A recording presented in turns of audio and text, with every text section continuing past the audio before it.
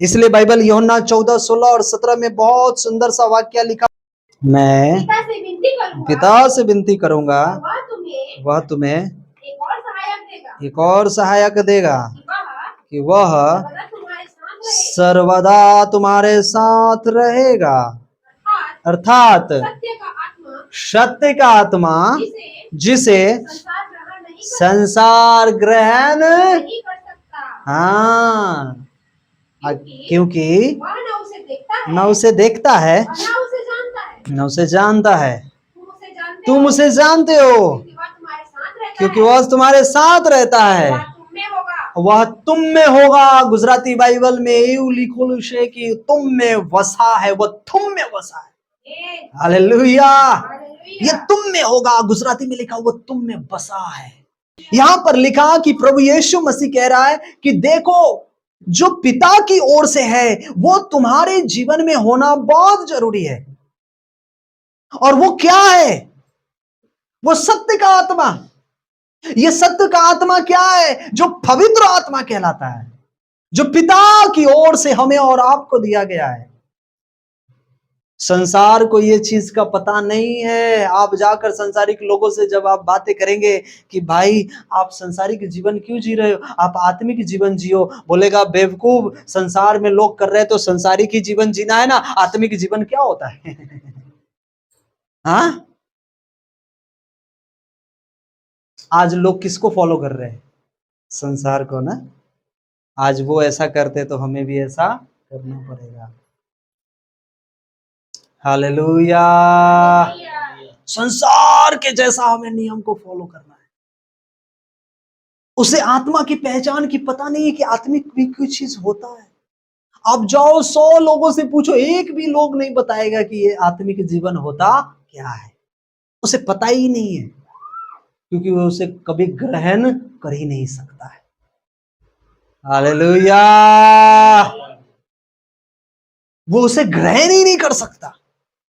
ये संसार वो आत्मिक चीजों को ग्रहण नहीं करता। जब आप बदल कर जाओगे, सोमनाथ भाई तंबाकू छोड़ दिया, मैंने तंबाकू छोड़ दिया, तो भी तंबाकू छोड़ दे। विक्रम भाई तो भी तंबाकू छोड़ दे भाई, क्या बोलेगा? हाँ, ये होशियारी देखो मारने आ गया है। होशियार बनता है ना अपने आप को। ऐसे ही बोलेगा वो आपको। आप जब हिंदी गाने सुनते थे, अभी बंद कर दिया, और आपके फ्रेंड को बोले हिंदी गाना नहीं सुनना, देखो आ गया। समझाने आ गया है। बोलेगा कि नहीं बोलेगा? क्योंकि वो उसे ग्रहण कर ही नहीं सकता। जो आपने स्वाद चखा है, वो स्वाद उसके पास अभी तक गया नहीं है। यस, आप बोलो उसे, वो विश्वास, वो बिलीव नहीं करेगा, वो एक्सेप्ट ही नहीं करेगा।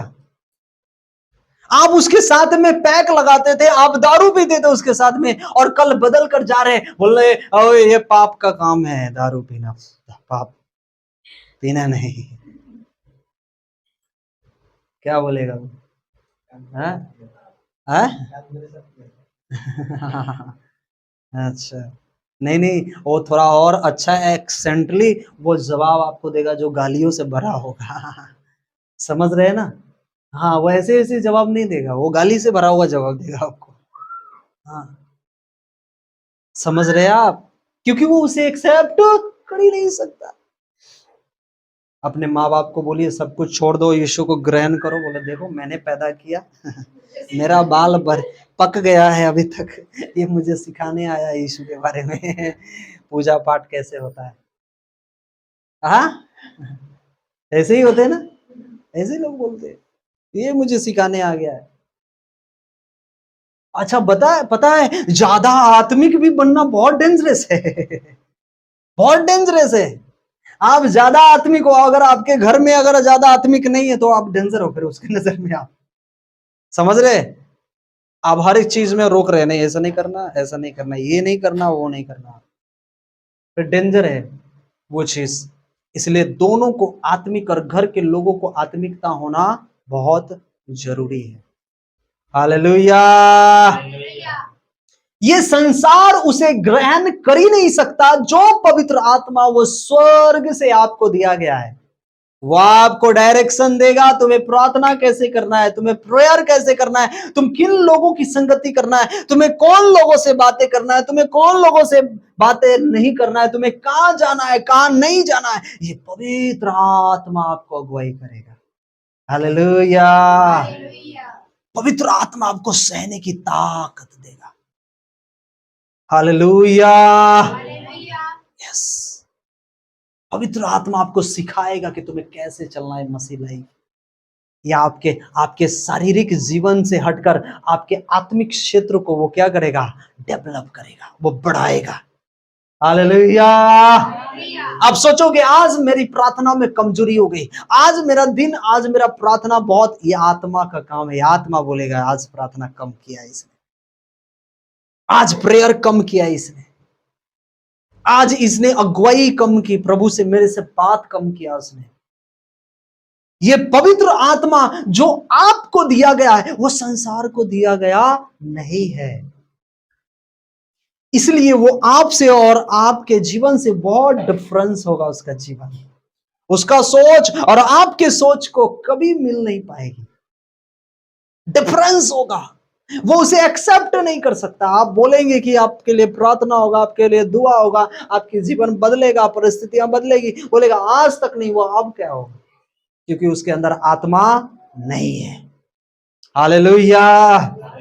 इसलिए वो आत्मिकता में बढ़ना जरूरी है, वो पवित्र आत्मा को अपने लाइफ में वो प्राप्त करना जरूरी है।